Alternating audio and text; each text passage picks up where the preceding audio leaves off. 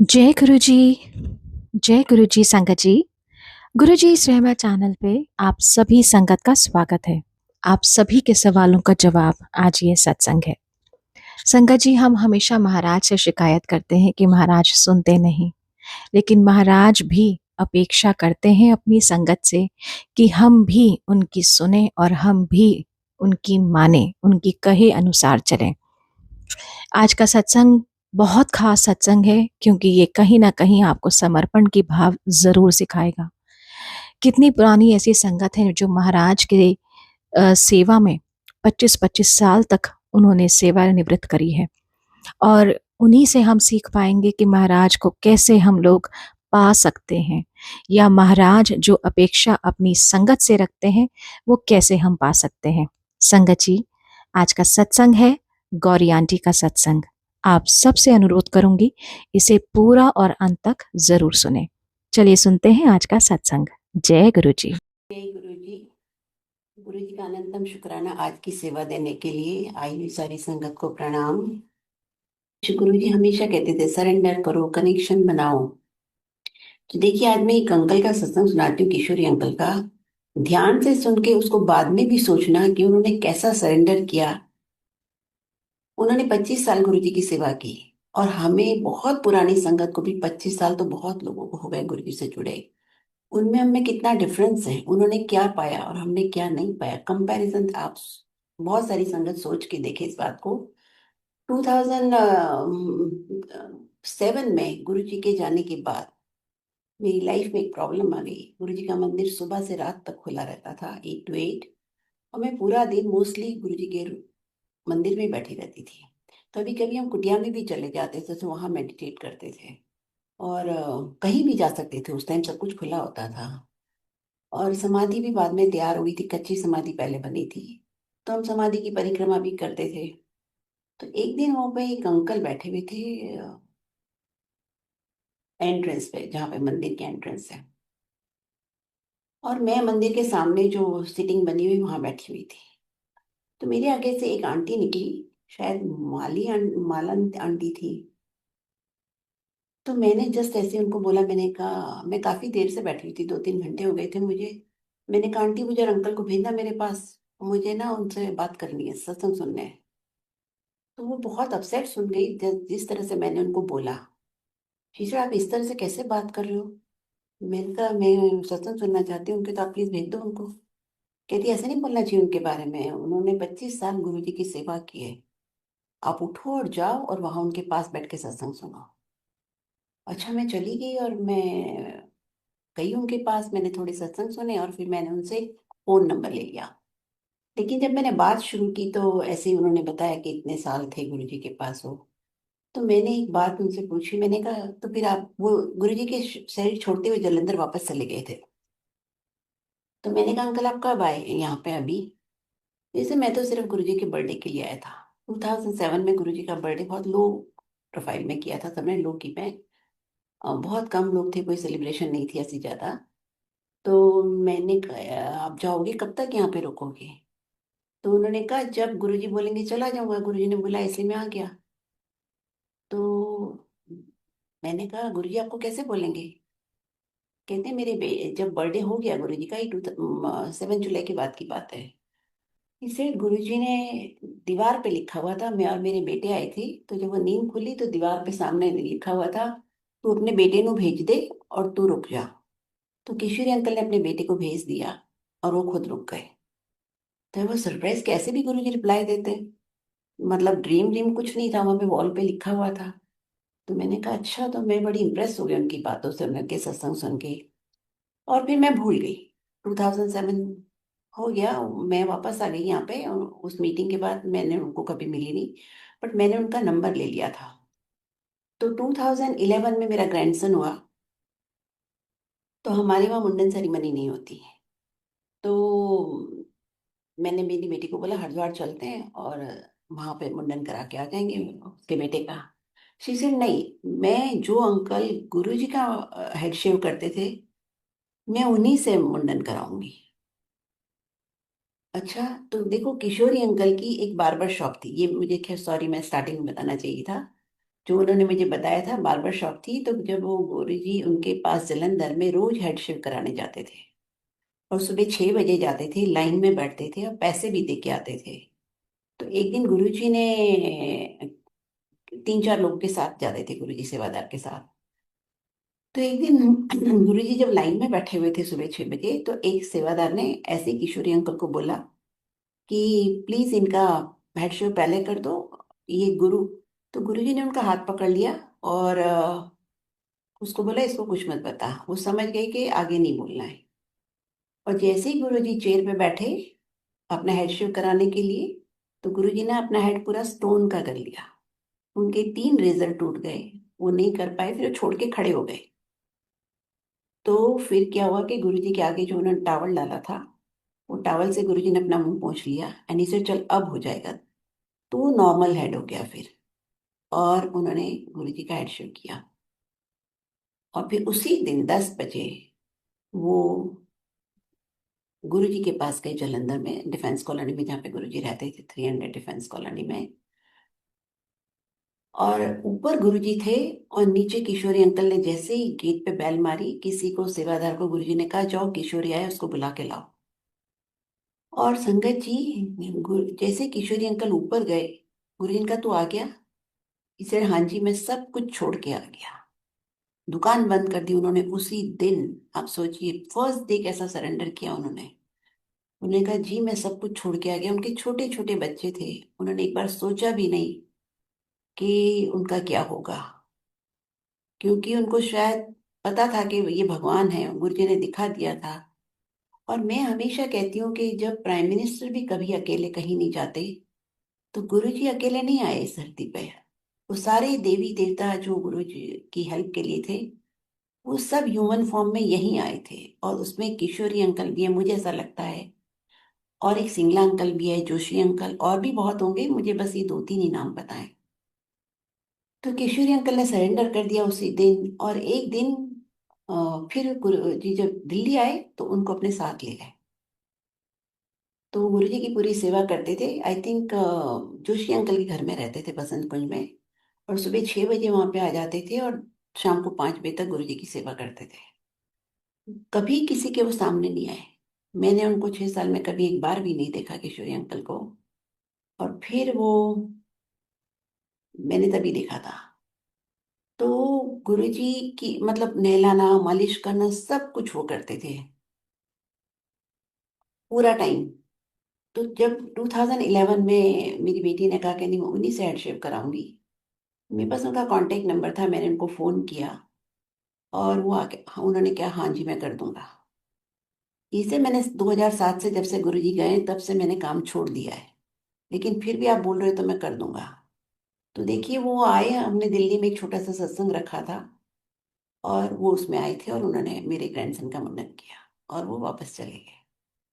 फिर 2014 में मेरी ग्रैंड डॉटर हुई। तो लड़कियों का मुंडन वैसे भी नहीं होता। तो बट मेरी बेटी ने कहा नहीं नहीं मैं तो किशोरी अंकल से ही कराऊंगी इसका मुंडन भी। और जब हमने दिल्ली में सत्संग कराया था, हमारा घर फंक्शनल नहीं है, हम ऐसे यहाँ से जाके रहते थे, थोड़े दिन के लिए खोलते थे। तो मुझे उस सत्संग कराने में बहुत मुश्किल हुई थी। तो मैं उसको बोला बेटा दिल्ली में नहीं कराना है सत्संग, हम नहीं करा रहे। और जब यहाँ 2008 में सत्संग स्टार्ट हुआ, तो एक दिन मुझे बड़ा अफसोस होता था कि गुरुजी चले गए। गुरुजी कहते थे संगत जोड़ो, मैं तो एक संगत को भी लेके नहीं गई 6 साल में। और गुरुजी की मैंने बहुत बातें भी नहीं मानी।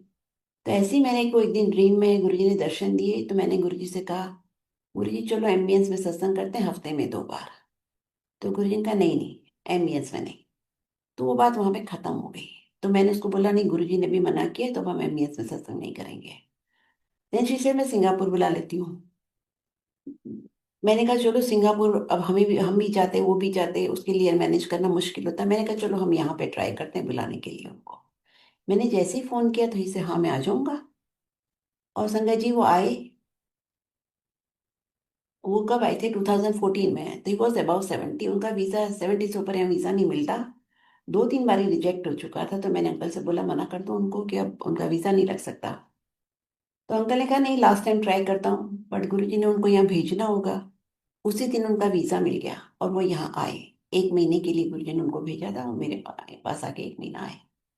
और संगत जी, बहुत कुछ गुरुजी ने हमको सिखाने के लिए भेजा था, पर हम शायद we were not prepare to learn. इसलिए रिसेप्टिव होना पड़ता है, हर बात को सोच समझ के आपको करनी चाहिए। आप हर संगत से सीख सकते हो, पर तब हमारे दिल में ऐसा कुछ था नहीं। हम तो ऐसे ही, किशोर अंकल ने बहुत सेवा की। तो जिस रूम में वो रुके थे, तो मेरा एक दिन हेल्पर ने बोला कि जब वो बेड बनाने जाता था, क्या उसके रूम में, उनके रूम में से ना बहुत ज्यादा फ्रेग्रेंस आती है, बहुत खुशबू आती है मैडम बोले। तो मैंने कहा अच्छा, जब वो बाथरूम वॉशरूम जाएंगे ना तब मुझे बताना। तो मैं, जब वो जाते थे तो मैं गुरु जी उनके कमरे में चली जाती थी, और सच में बहुत खुशबू आती थी उनकी, बेड से और कपड़ों से, सब जगह से। और वो सो के उठते थे 4 बजे, मुझे लगता है पूरी रात मेडिटेट करते थे। क्योंकि हमने शुरू में जब 2-4 दिन चाय भेजी, सुबह 7 बजे, फिर 9 बजे वो वहीं पड़ी रहती थी। शायद सुबह सोते होंगे तो 4 बजे सो के उठते थे, नहा धो के 4-4:30 बजे नीचे आते थे। और हम सारा टाइम उनके पीछे घूमते रहते थे, सत्संग सुनाओ, सत्संग सुनाओ अंकल, सत्संग सुनाओ। वो नहीं सुनाते थे। तो हम लोग अंदर से बहुत अपसेट हो जाते थे कि ये तो कुछ सुनाते ही नहीं, शायद उनको आज्ञा नहीं थी। उन्होंने इतना कुछ गुरुजी के साथ देखा हुआ है, पर शायद गुरुजी ने मना किया होगा। गुरुजी ने बहुत संगत को मना भी किया है सत्संग करने से। तो फिर मैं बहुत एक दिन इरिटेट हो गई, और मैंने कहा कि अंकल, अच्छा गुरुजी क्या करने के लिए बोलते थे वो बता दो। इसे गुरुजी बोलते थे चुप रहा करो। ये हम सबके लिए एक बहुत बड़ा लेसन है।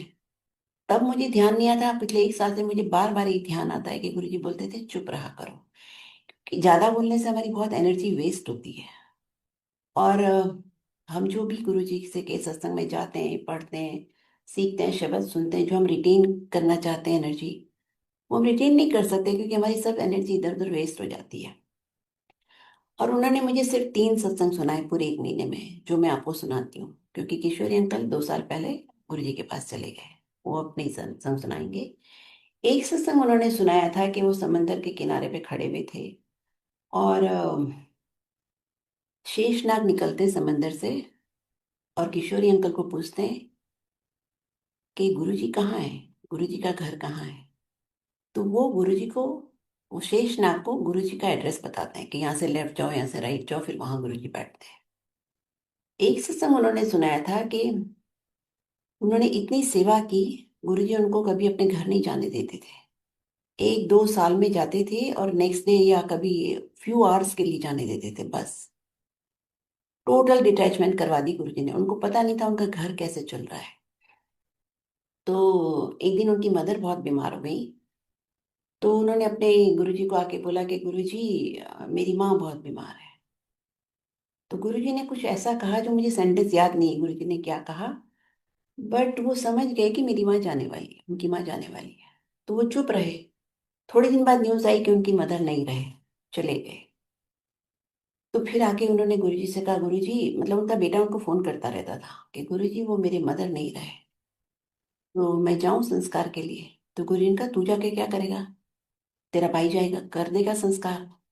गुरुजी ने उनको नहीं जाने दिया। और फिर 13वीं के दिन, जिस दिन 13वीं थी, उन्होंने आके गुरुजी को बोला, वो जब तैयार कर चुके थे गुरुजी को, नहला के कपड़े पहना चुके थे, उनको जूते पहना रख चुके थे, तो उन्होंने गुरुजी को बोला, आज माता जी। तो गुरुजी ने कहा, कुछ नहीं बोला। फिर उनकी हिम्मत नहीं बोलने की। लेकिन उन्होंने जैसे ही देखा कि जो जूते थे वो चप्पल में कन्वर्ट हो गए, जो पैंट पहनाई थी गुरुजी को वो एक सलवार में चेंज हो गई, जो शर्ट पहनाई थी वो लेडीज शर्ट में चेंज हो गई। और for a fraction of second गुरुजी की जगह देखा उन्होंने कि मेरी उनकी माँ खड़ी थी, और नेक्स्ट मोमेंट वो गुरुजी में कन्वर्ट हो गई। गुरुजी खड़े थे उस जगह पे। तो गुरुजी ने उनको देखते ही बोला, देख। उन्होंने, गुरुजी ने उनको उनकी माँ के दर्शन करवा दिए। गुरुजी ने कहा, देख तेरी माँ मेरे अंदर समा गई। तो देखिए कितना बड़ा ब्लेसिंग मिली, उनकी कई जनरेशन तर गई कि उनकी माँ गुरु जी में समा गई। भक्ति गुरु जो अंकल ने की उनकी माँ के को, कितनी बड़ी पूरी फैमिली ब्लेस हो जाती है अगर एक भी भक्ति करे तो। पर भक्ति उनके जैसी होनी चाहिए। ये अभी मुझे पता नहीं क्यों 1 हफ्ते 2 हफ्ते से याद आ रहा है। और फिर गुरुजी ने अपनी जेब से 5,000 रुपये निकाल के उनको दिए, और कुछ करने के लिए बोला था, कहीं कोई नदी के, रिवर के पास या कहीं जाने के बोला, कुछ करना था। तो वो उन्होंने कर दिया, और वो नहीं गए। फिर गुरुजी उनको वो तो गुरु जी के पास ही रहते थे। कुछ टाइम के बाद गुरु जी ने उनको बोला कि तू अपना मकान बना ले। पर वो फिर भी देखो, वो कभी गुरु जी के सामने नहीं बोले। वो कह रहे थे, मैं सोचता रहा कि गुरु जी बोलते हैं मकान बना ले, मकान बना ले, मैं तो यहाँ बैठा रहता हूँ, कहाँ से मकान बनेगा। पर गुरु जी को कुछ बोलते नहीं थे। ऐसे दो तीन बारी बोला गुरु जी ने उनको, तो मकान बना ले, पर वो चुप रहते थे। धीरे धीरे वो पूरा मकान बन गया उनका। जब मकान तैयार हो गया तो उन उनके बेटे का फोन है कि गुरु जी से पूछो कि कब शिफ्ट होना है घर में। तो गुरु जी ने उनको बताया एक पर्टिकुलर डे कि उस दिन शिफ्ट हो जाओ। तो उनका घर का जिस दिन गृह प्रवेश था, तो किशोर अंकल ने कहा, गुरु जी गृह प्रवेश इस दिन है, मैं जाऊं? गुरु जी ने कहा, तू जाके क्या करेगा, मैं जाऊंगा तेरे गृह प्रवेश में। तो वो चुप हो गए, फिर कुछ नहीं बोले। और उन्होंने घर देखा भी नहीं। और जिस दिन गृह प्रवेश था, पंजाब की कुछ संगत गई थी, गुरुजी ने भेजी थी। एक पर्टिकुलर प्लेस पे सारे इकट्ठे हुए और फिर वहां से किशोरी अंकल के घर गए। और किशोरी अंकल का बेटा सबसे आगे था। और जैसे ही उसने दरवाजा खोला, पहले उसने देखा कि गुरुजी एंटर हुए हैं, और फिर वो पंजाब की संगत एंटर हुई। और उसके बाद गुरुजी डिसअपियर हो गए, किसी ने गुरुजी को नहीं देखा, और पूरे घर में गुरुजी की फ्रेग्रेंस आ गई। फिर जब श्री किशोरी अंकल आए गुरुजी के पास, तो गुरुजी ने कहा, चल अपने बेटे को फोन कर और पूछ उससे कि मैं तेरा घर ब्लेस करके आ गया। तो देखिए गुरुजी ने कितना उनकी टेस्ट लिए, उन्होंने उफ तक नहीं की, कभी जबान नहीं खोली गुरुजी के पास। और एक हमारे जैसे डिसाइपल थे, जो हमको समझ ही नहीं थी कि गुरु क्या होता है, सदगुरु क्या होता है। मैंने गुरुजी के पास जाने से पहले 50 साल रेगुलरली 2 घंटा पूजा की है गुरुजी की। 50 साल नहीं, आई मीन 40 इयर्स। तो गुरुजी की नहीं पूजा की, पर मैं ऐसे रिचुअल्स करती थी, सब फोटोएं साफ की। 10-15 तो फोटो है मेरे मंदिर में, टीके लगाए, सब चालीसाएं पढ़ी। हम कहाँ हैं? कहीं नहीं। गुरुजी बोलते थे रिचुअल्स करने से कुछ नहीं मिलता। और आज भी इतने सत्संग होते हैं, इतना कुछ हो चुका है, सब जगह मैसेजेस आते हैं कि गुरुजी बोलते थे रिचुअल्स मत करो, रिचुअल्स करने से कुछ नहीं होता। फिर भी संगत गुरुजी के सत्संग में भी आती है, सुनती भी है, लेकिन जब शिवरात्रि होगी तो रुद्राभिषेक कराएगी। आप इतने रिचुअल्स में पड़े रहते हो, गुरुजी की बात ही नहीं मानते, फिर हमें क्या मिलेगा? गुरुजी बोलते थे कनेक्शन बनाओ। कनेक्शन ऐसे नहीं बनता कि सत्संग में आ गए और फिर घर जाके वही कर रहे हैं जो सालों से हम कर रहे हैं। कनेक्शन बनता है सब कुछ गुरुजी का हुक्म मान के। और ये मैंने भी टफ वे सीखा है पिछले 25 साल में। मुझे बहुत टाइम लगा ये सब सीखने में। मैं भी रिचुअल्स करती थी। गुरुजी ने मुझे एक दिन कहा कि, मैं गुरुजी के पास बैठी थी आधी रात को, तो उन्होंने मुझे कहा कि हवन करने से कुछ होता है? तो मैंने सर हिला दिया, क्योंकि वो ना ही एक्सपेक्ट कर रहे थे मेरे से। आज तक मैंने कभी हवन नहीं किया। जब मैं फर्स्ट टाइम गई थी गुरुजी के पास, तो गुरुजी ने, जैसे मैं आज्ञा लेने गई, गुरुजी ने कहा थर्सडे आई। मैंने कहा गुरुजी थर्सडे नहीं आ सकती, क्योंकि मुझे वैष्णो देवी की बुकिंग है मेरी। इसे फिर यहाँ क्या करने आई, वहीं चली जा। वो फर्स्ट डे था जब गुरुजी चाहते थे कि मैं फर्स्ट डे सरेंडर कर दूं, लेकिन हम समझे नहीं। हम वैष्णो देवी तो नहीं गए। अंकल भी बहुत अपसेट हो गए कि तुमने गुरुजी के सामने कैसे बोल दिया, क्योंकि मैं खुद एक साधु संतों के साथ पली हुई हूँ, मुझे फिर भी इतनी समझ नहीं आई कि गुरुओं के सामने बोलना नहीं चाहिए। वो शब्द है ना, गुरु बिन घोर अंधार, गुरु बिन समझ ना आए। जब तक गुरु आपकी लाइफ में नहीं होता, तब तक आपको कुछ समझ नहीं आएगा। लेकिन सब कुछ गुरुजी समझाते हैं, वो अब समझने के लिए अब हमको तैयार होना चाहिए। इतने सारे सत्संग हैं और उसको फॉलो भी करना चाहिए, नहीं तो फिर हमें क्या हाथ में आएगा? जैसे हम थे वैसे ही रहेंगे। गुरुजी सबको कहते थे, मैंने खुद एक्सपीरियंस किया है, जब आप गुरुजी को फर्स्ट टाइम मत्था टेकते हो, गुरुजी आपका चार्ट ले लेते हैं। ये स्पिरिचुअल जर्नी है पूरी, गुरुजी आपको स्पिरिचुअल जर्नी के लिए प्रिपेयर करते हैं। लेकिन हम कितना गुरुजी के साथ कॉपरेट करते हैं, कितनी उतनी हमारी प्रोग्रेस होगी। अगर हम गुरुजी के साथ कॉपरेट ही नहीं करेंगे तो गुरुजी हेल्पलेस हो जाते हैं, वो क्या करेंगे फिर? उन्होंने मेरे लिए बहुत कुछ समझाते थे मुझे, पर शायद मैं रिसेप्टिव नहीं थी, शायद मैं बहुत कुछ डरती भी थी, कुछ मैं जो गुरुजी करने को कहते थे वो मैं कर नहीं पाती थी, इसका मुझे अफसोस भी होता था। ये सब शायद गुरुजी समझते थे कि मैं जो गुरुजी कहते थे करना चाहती थी, पर मैं कर नहीं पाती थी। क्योंकि मुझे एक डर था कि गुरुजी रात में बुलाते हैं, कहीं ऐसा ना हो मेरा आना बंद हो जाए। गुरुजी ऐसे ऐसे टेस्ट लेते थे कि डायमंड ला दे, गाड़ी ला दे, कुछ भी मैंने नहीं दिया। एक फ्लावर भी मैं कभी गुरुजी के लिए लेके नहीं गई। बट जिस दिन से मैंने गुरुजी को देखा था फर्स्ट टाइम, मेरा मन गुरुजी में रह गया।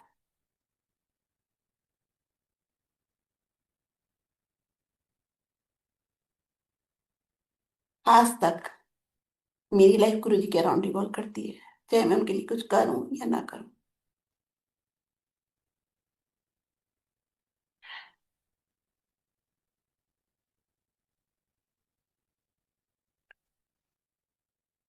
और यही बात है कि गुरुजी ने मुझे सारे आशीर्वाद दिए, जो मैं समझ भी नहीं पाती थी, ऐसे ऐसे गुरुजी ने मुझे आशीर्वाद दिए।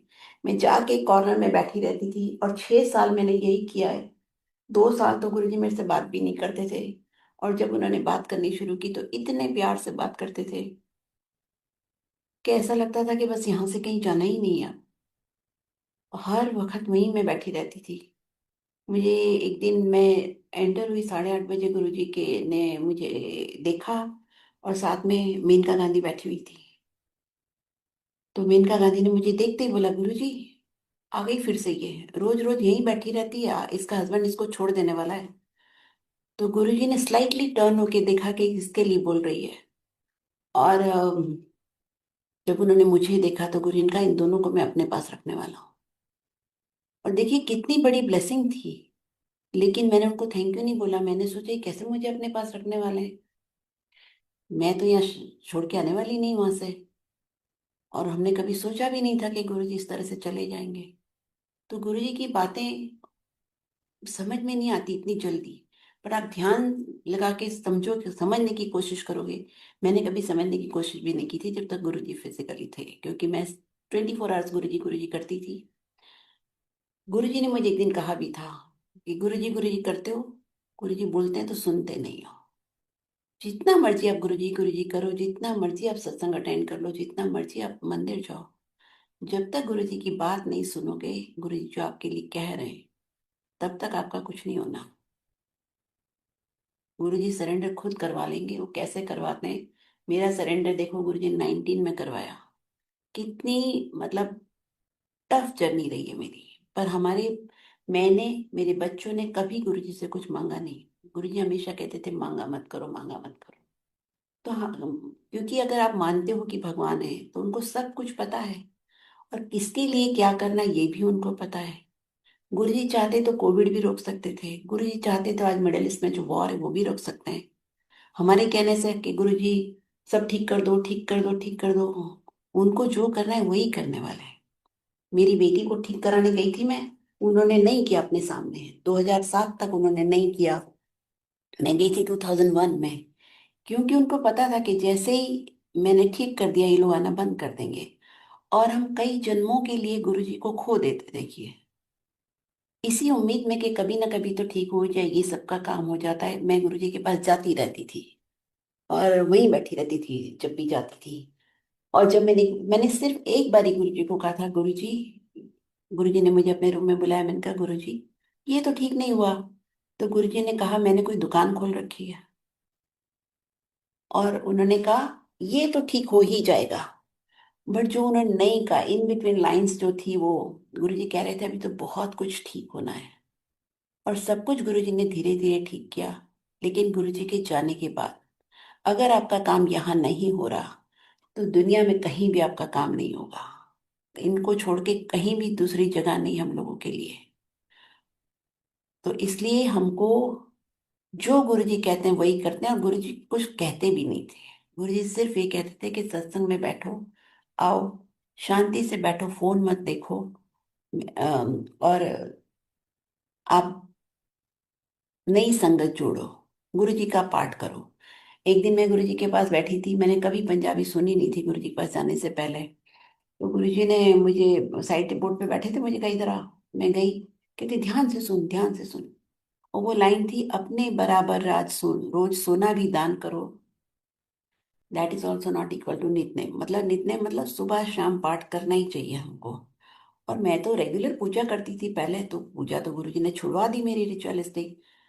तो मैंने सीरियसली लिया नहीं गुरुजी को। मैंने कहा क्या पाठ करना है, और मैं भूल भी गई उस दिन के बाद वो लाइन, क्योंकि उस शब्द की फर्स्ट लाइन मुझे याद ही नहीं रही कभी भी। फर्स्ट लाइन थी, नाम बीज लो कर्म वाल्यो आई रुत बीजने की। तो हमें गुरुजी ने नाम दिया है। नाम में जो पंजाब की संगत है, पूरी पंजाब की संगत को बोलते थे कि पाठ करो, सर सुखमनी साहब का पाठ करो, जपजी साहब का पाठ करो। लेकिन जब हम हिंदू हैं, हमको कोई भी पाठ गुरु जी ने नहीं बोला, ना ही हमें आता है, अब हम पंजाबी आने वाली नहीं है हमको। तो हमें सिर्फ और गुरु जी का मंत्र जाप करना चाहिए। जब गुरु जी फिजिकल फॉर्म में नहीं होते आपके, तो गुरु जी का सटल फॉर्म होता है मंत्र जाप। उसी में सारी गुरु जी की एनर्जी होती है। जितना ज्यादा आप जाप करोगे, उतना ज्यादा आपको गुरु जी से आपका कनेक्शन स्ट्रांग होगा, और जी की ब्लेसिंग्स आपको फील होगी, और फिर धीरे धीरे आपके काम भी सारे हो जाएंगे। और यही गुरु जी हमको सिखाते थे।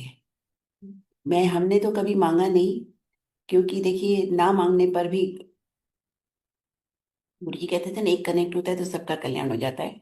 मेरे फादर की डेथ हुई थी 2011 में, और नहीं 90 में हुई थी। 1990 में हुई थी, और बड़ी पेनफुल लगी थी, उनके सिरोसिस ऑफ लीवर था। 6 साल में गुरु जी के पास गई, मुझे कभी उनकी याद भी नहीं आई। और 2015 में एक दिन मैं अपने घर में सत्संग अटेंड कर रही थी, तो गुरु जी ने मुझे एकदम उनका ख्याल आ गया, पता नहीं क्यों। और उन्होंने कहा कि मैंने उनको कहा, मैंने कहा आप जहाँ कहीं भी हो, है ना, आप गुरु जी से कनेक्ट हो जाइए, तो गुरु जी आपका कल्याण कर देंगे। और संगत जी, सेम विजन में मैंने नेक्स्ट मोमेंट देखा कि मेरे फादर जमीन पे बैठे हुए हैं, और गुरु जी को मत्था टेक के जमीन पे बैठे हैं, और दोनों उनके हाथ जुड़े हुए हैं। तो गुरु जी ने मुझे दिखा दिया कि तेरे फादर मेरे पास आए। और मेरी मदर की डेथ हुई 2011 में। 2 बारी मैंने उनको बड़े मंदिर में बैठे हुए देखा हुआ है। तो जो चले जाते हैं उनको भी गुरु जी ब्लेस करते हैं, आने वाली जनरेशन को भी गुरुजी ब्लेस करते हैं। मेरी दोनों बेटियों की शादी गुरुजी ने फिक्स करवा दी। मेरी छोटी बेटी को ठीक नहीं किया, लेकिन शादियां दोनों की फिक्स करवा दी। जब मैं गई थी गुरुजी के पास, दोनों बच्चे मेरे मैरिजेबल एज की लड़कियां थी। मैंने एक बार भी गुरुजी को नहीं कहा कि गुरुजी मेरी लड़कियों की शादी कराओ। 2004 के अराउंड उन्होंने मुझे कहना शुरू कर दिया था, चल कुड़ियों का ब्याह करके फारिग हो जा, कुड़ियों का ब्याह करके फारिग हो जा। जब मैं जाती थी, वो मुझे एक ही बात बोलते थे, कुड़ियों का ब्याह करके फारिग हो जा। और मैं गुरुजी को भी एक ही स्टैंडर्ड रिप्लाई देती थी, गुरुजी आप कराओगे तो होगा। हर बार मैं यही बोलती थी, गुरुजी आप कराओगे तो होगा। अंकल भी मुझे बहुत कहते थे, गुरुजी से बोलो शादियां कराएं। मैं इनका जब उनको करानी होगी करा देंगे, मुझे नहीं बोलना गुरुजी को। और गुरुजी ने खुद ही दोनों की शादियां फिक्स करवा दी। मेरी बड़ी बेटी तो हमेशा मुझे कहती थी कि मम्मी मुझे non smoker, non drinker, vegetarian, 6 feet height का IIT लड़का चाहिए, उसके पेरेंट्स दिल्ली में होने चाहिए, और उसकी एक सिस्टर भी होनी चाहिए। तो मैंने सोचा कि, मैंने कहा ऐसा लड़का हम कहाँ से लेके आएंगे, मैंने कहा कुछ बोला नहीं उसको। फिर गुरुजी ने जब उसकी शादी करवाई, तो वो लड़का नॉन स्मोकर है, non drinker, vegetarian, 6 feet height का है, उसके पेरेंट्स इंडिया में हैं, और वो उसकी सिस्टर भी सिंगापुर में है। तो गुरुजी ने उसको कहीं भी कॉम्प्रोमाइज नहीं करने दिया, सब कुछ दे दिया जो वो चाहती थी। तो इसलिए संगत जी, मांगने का कोई मतलब नहीं है। गुरुजी ने मुझसे कभी ये नहीं कहा कि तुझे क्या चाहिए बोल, क्योंकि उनको पता था अगर इससे पूछ लिया तो ये एक ही बात बोलेगी कि मेरी बेटी को ठीक कर दो। तो किसके लिए क्या ट्रीटमेंट है, ये सब गुरुजी को पता है। तो गुरुजी ने मेरी दोनों बेटियों की शादी फिक्स करवा दी। और गुरुजी मुझे रात रात बिठा के रखते थे हमेशा, क्योंकि उनको पता था मेरे दोनों बच्चे पढ़ रहे थे कॉलेज में, तो मैं टोटली फ्री थी। और कुछ ना कुछ मुझे गुरुजी गाइड करते रहते थे रात को। तो एक दिन उन्होंने मुझे कहा, banana is gold in the morning, silver in the afternoon, poison in the evening. मतलब बनाना शाम के को नहीं खाना चाहिए। और मुझे कहा कि बेल का जूस पिया कर। बेल का जूस उनके लिए होता है जिनकी बॉडी हीट ज्यादा होता है, जिनका बीपी हाई रहता है। जिनका बीपी लो रहता है उनको नहीं पीना चाहिए। और बेल समर में आता है, बट बेल powder throughout the year Amazon पे मिलता है, अगर आप पीना चाहें तो। और मुझे गुरुजी ने कहा शाम की चाय के साथ चना खाना चाहिए। तो संगत जी, शाम की चाय के साथ चना खाना चाहिए। और मुझे गुरुजी ने कहा था, जो हफ्ते में एक बार दूध जलेबी खाता है, उसको कभी कोई बड़ी बीमारी नहीं लगती। तो संगत जी, छोटे ग्लास में, जो इस ग्लास में लंगर के ग्लास में हमको चाय मिलती, उस ग्लास में अगर हम बड़ी है तो हाफ, और छोटी है तो पूरी जलेबी डाल के खाएंगे, तो हमें वो मेडिसिन की तरह, it will work as medicine. लेकिन हम बड़े ग्लास में 4 जलेबी डाल के खाएंगे तो फिर शुगर वाले नहीं खा सकते हैं, क्योंकि फिर वो दूध जलेबी है, वो खाना है या मीठा एंजॉय कर रहे हैं। और मैंने उनसे पूछा था गुरु से कि गुरु जी लंगर गरम करना चाहिए, तो उन्होंने कहा नहीं, लंगर गरम करके नहीं खाना चाहिए। जब भी हम गुरु जी का भोग लगाते हैं सत्संग से पहले, आरती से पहले, और वो भोग जब हम मिक्स कर देते हैं बाकी के लंगर में, उसके बाद वो पूरा प्रसाद बन जाता है और उसको दोबारा गर्म करके नहीं खाना चाहिए। अगर हम हमें खाना भी है, सपोज गुरु जी कहते थे बचा हुआ लंगर गरीबों को बांट दो, लेकिन इंडिया से बाहर गरीब लोग नहीं, ऐसे कोई लेने वाला नहीं मिलता, तो उसको रूम टेम्परेचर पे लाके खाओ आप बिना गर्म किए, तो वो लंगर है, प्रसाद है आपका। और अगर नहीं खाते तो फिर वो आपका खाना है।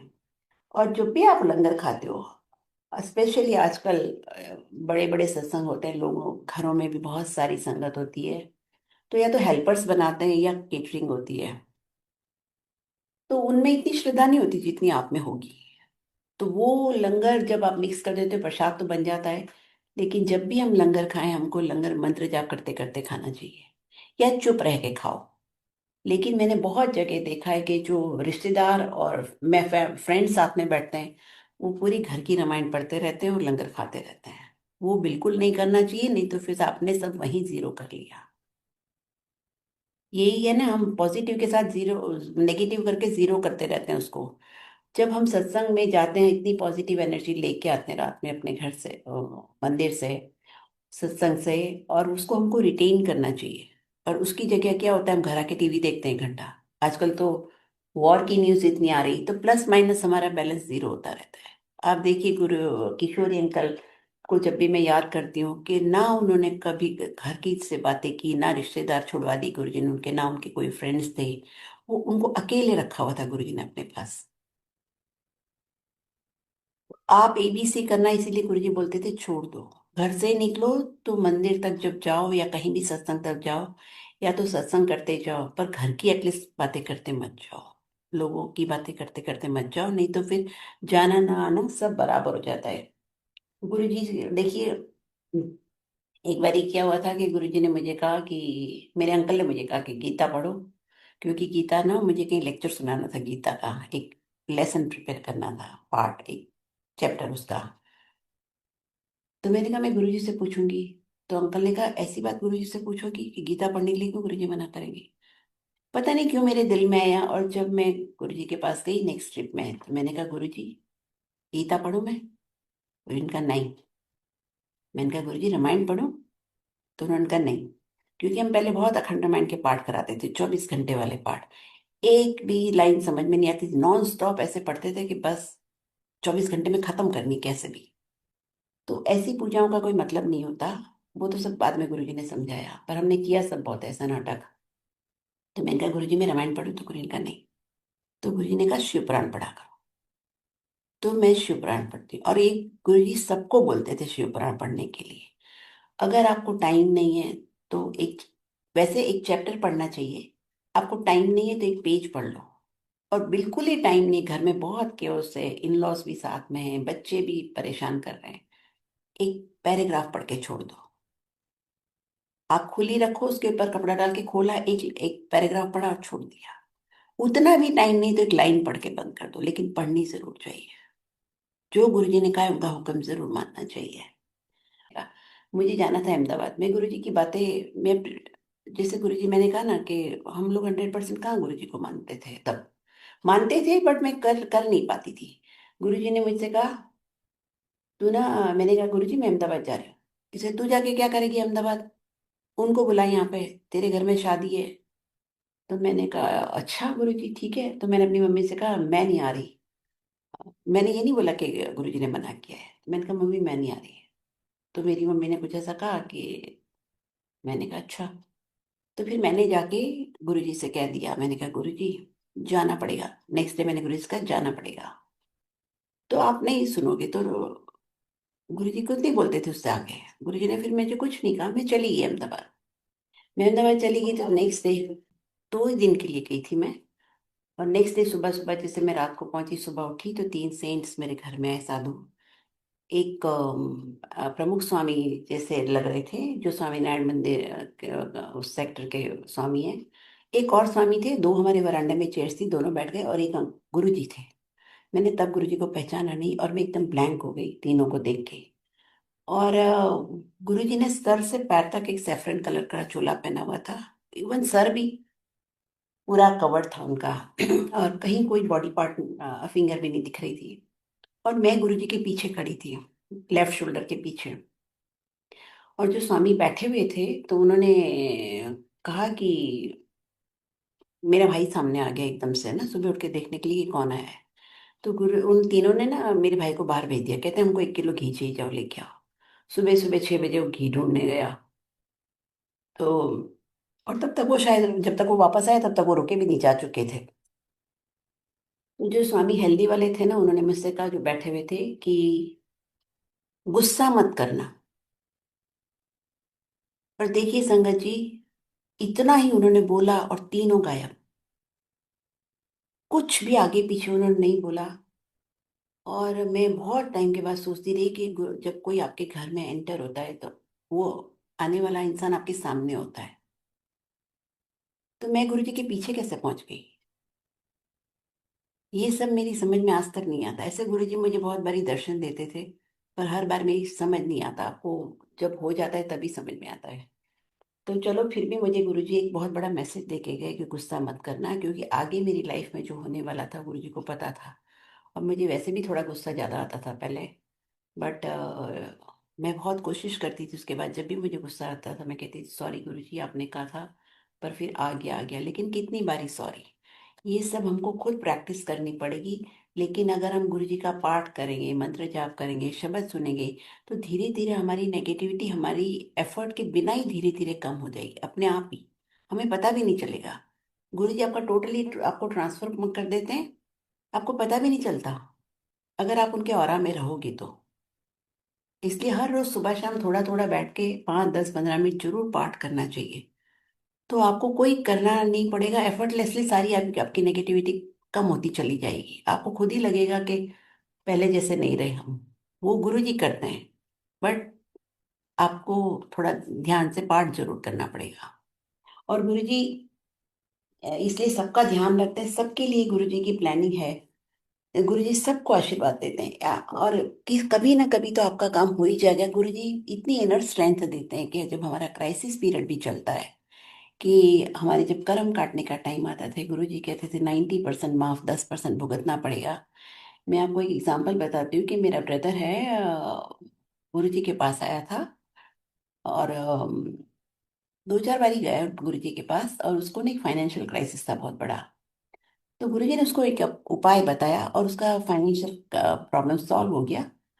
उसके बाद वो गया नहीं गुरु जी के पास, और थैंक यू बोलने भी नहीं गया। गुरु जी बहुत लोगों को बोलते थे कि थैंक यू भी नहीं बोला उसने, वो आया नहीं। ऐसे गुरु जी ने मेरे ब्रदर इन लॉ के लिए भी बोला था। वो डेथ बेड पे थे, गुरु जी ने उनको ब्लेस किया, 1 हफ्ते में ठीक होके वो रुक के चले गए। लेकिन गुरु जी के दर्शन करने भी नहीं आए, और थैंक यू भी नहीं बोला। तो हमें थैंक यू जरूर बोलना चाहिए, हर पल माफी जरूर मांगनी चाहिए, क्योंकि हमने पिछला क्या किया हमको नहीं पता।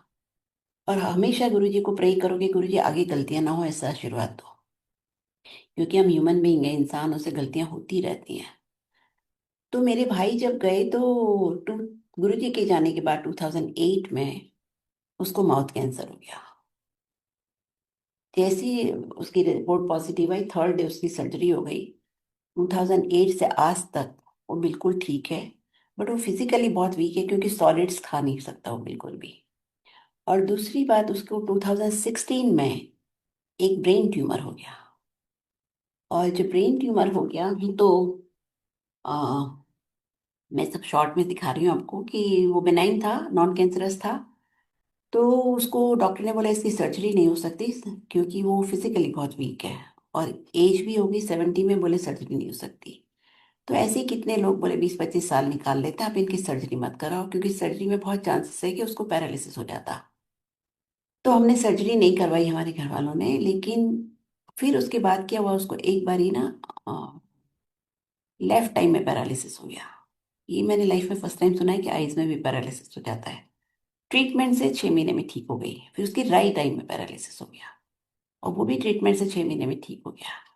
और उसको ना बहुत सीवियर खांसी होती थी, और जब सीवियर खांसी होती थी for few seconds oxygen brain में नहीं जाता था। उससे क्या होता, वो अनकॉन्शियस हो जाता था, और फिर उसको वहां पे हॉस्पिटल में एडमिट कराना पड़ता था, आईसीयू में। 24 आवर्स में वो नॉर्मल होके घर वापस आ जाता था। उसका ऐसा चलता रहता है 2016 से। लेकिन गुरु जी की ब्लेसिंग से अगर आप देखेंगे तो बिलीव नहीं कर सकते कि आदमी इतना बीमार है, इतना कॉन्फिडेंटली बात करता है, इतना हंस हंस के बातें करता है। और ये सब गुरु जी स्ट्रेंथ देते हैं आपको। नहीं तो ऐसी बीमारी में आदमी डिप्रेशन में चला जाए, बिस्तर से उठे नहीं। लेकिन वो बहुत नॉर्मल तरीके से बात करता है, हंस हंस के बातें करेगा। अब मैं डिटेल तो बता नहीं सकती, बट आप इमेजिन नहीं कर सकते कि मैं सोच के भी देखती हूँ कि उसको किस तरह से वो बात करता है। सब गुरु जी की ग्रेस की वजह से। लगता ही नहीं देख के कि वो इतना बीमार है। वो खुद भी नहीं फील करता, और ना ही हमें कभी लगता है कि हमारा भाई इतना बीमार है। तो गुरु जी इतनी स्ट्रेंथ देते हैं, और वैसे भी भक्ति में बहुत स्ट्रेंथ होती है। तो उसके भी गुरु जी ने कर्म कटवा लिए। और गुरु जी हमेशा कहते थे कि आप पाठ करो, लेकिन जरूरी नहीं कि आप अमृत वेला करो। जिनके बच्चे छोटे हैं, आपके पास टाइम नहीं है, आप किसी भी टाइम करो, जो भी टाइम आपको सूट करता है। बट करना जरूर चाहिए, पाठ जरूर करना चाहिए, चाहे किसी भी टाइम करो, चाहे 5 मिनट ही करो, तो करना जरूर चाहिए। गुरु जी हमेशा कहते थे कनेक्टेड रहोगे भगवान से, तो भगवान क्राइसिस में हेल्प करता है।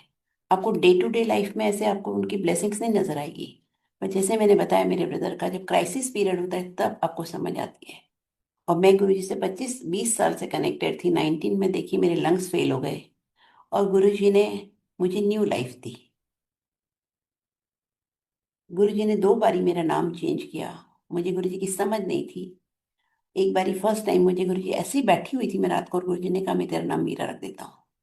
जब मैं गुरु जी के पास गई थी तो आई वॉज 45। मैंने कहा गुरु जी नाम चेंज करूंगी ना, लोग हंसेंगे।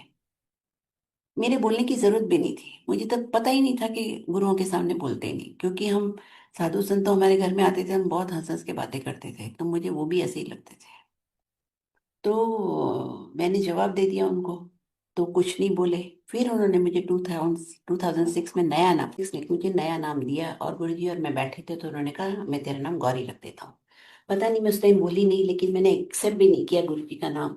और जब गुरु जी चले गए 2008 में, तो एक बार मंदिर में से, मंदिर जब खुला रहता था तो आफ्टरनून में छोटे छोटे ग्रुप में लोग सत्संग कर रहे थे। तब मैंने सुना कि एक लेडी ने गुरु जी से कहा, गुरु जी आप किसी किसी का नाम चेंज करते हो ना, मेरा भी नाम चेंज कर दो। तो गुरु जी का, मैं नाम किसी का नहीं चेंज करता, नाम किसी किसी का आता है ऊपर से। तब मुझे रियलाइज हुआ कि मैं कितनी, क्या मैंने गुरु जी का एक भी नाम एक्सेप्ट नहीं किया। गुरु जी ने मुझे इतनी बड़ी बड़ी ब्लेसिंग्स दी। एक दिन मैं बैठी थी, तो गुरु जी ने ऐसे ही मुझे कहा, कहते हैं जान लगा दे अपने गुरु के वास्ते। तो गुरु जी ने मुझे इस लायक समझा कि मैं उनके लिए जान लगा सकती हूँ, ये मुझे बाद में समझ में आई। ऐसे ही उन्होंने बोल दिया, मैं चुप रही, बस खत्म हो गई बात। एक दिन गुरुजी बैठे थे रात को, ये सब 2007 में, तो गुरुजी मुझे बहुत बोलते थे। तो रात को उन्होंने एम्पायर स्टेट का जो एंट्रेंस है उसकी तरफ अपना फर्स्ट फिंगर पॉइंट आउट करके बोला, इस दरवाजे के अंदर जो आ जाता है उसका सब कुछ ठीक हो जाता है, किसी का जल्दी, किसी का देर से। तो मुझे लगा ये मुझे क्यों बोल रहे हैं, मेरा तो सब कुछ ठीक है, मेरा हस्बैंड बिजनेस कर रहा है, दोनों लड़कियों की शादी फिक्स हो गई। लेकिन तब मुझे बाद में समझ आया कि गुरुजी जिस दिन चले गए फिजिकली, उसी दिन से मेरा कर्म काटने का टाइम शुरू हो गया, उसी दिन से। और उसके बाद हमने बहुत टफ टफ टाइम देखा, बहुत सालों तक। ये भी हमारा एक बहुत बड़ा टेस्ट था कि गुरुजी के जाने के बाद ना मेरी बेटी ठीक हुई, और बड़ी बड़ी प्रॉब्लम्स खड़ी हो गई सामने, कि हम गुरुजी को छोड़ देते हैं या गुरुजी के पास रहते हैं। बट हमने कभी गुरुजी को छोड़ने का सोचा भी नहीं। ये भी गुरु जी की ब्लेसिंग से आज तक हम गुरु जी से कनेक्टेड हैं, नॉट हमारी कोई बड़ी बात नहीं है। गुरु जी ने अपने आप से हमको कनेक्टेड रखा है। गुरु जी कभी किसी को छोड़ते नहीं। एक बार ही मेरी बेटी ने ड्रीम में देखा गुरु जी को, और वो थोड़ा आगे चली गई गुरु जी के दर्शन करके, तो उसने मुड़ के देखा, तो गुरु जी उसको देख रहे थे। तो मेरी बेटी ने कहा, गुरु जी मैं देख रही थी, आप चले तो नहीं गए। गुरु जी ने कहा, मैं कहीं नहीं जाता, तुम ही लोग मुझे छोड़ के चले जाते हो। मतलब जब भी हमारा काम नहीं होता, तो हम छोड़ के फिर इधर उधर देखने चले जाते हैं कि कौन करेगा। और मैं भी ये गलती कर चुकी हूँ संगत की। मैं भी द्वारका गई थी एक बार और किसी स्वामी के पास भी गई थी, बट ना कि गुरु जी को छोड़ के। मुझे लगता था कि उस गुरु जी के मैसेंजर हैं और वो ज्यादा हमसे स्पिरिचुअली इवॉल्व होंगे जो गुरु जी से बातें करते हैं फिजिकली ना होते हुए भी। तो वो मेरी एक बड़ी गलती थी, बट मैंने बहुत जल्दी रियलाइज कर लिया और गुरु जी मुझे अपने पास वापस ले आए। ऐसे हमको कहीं भी छोड़ के नहीं जाना चाहिए।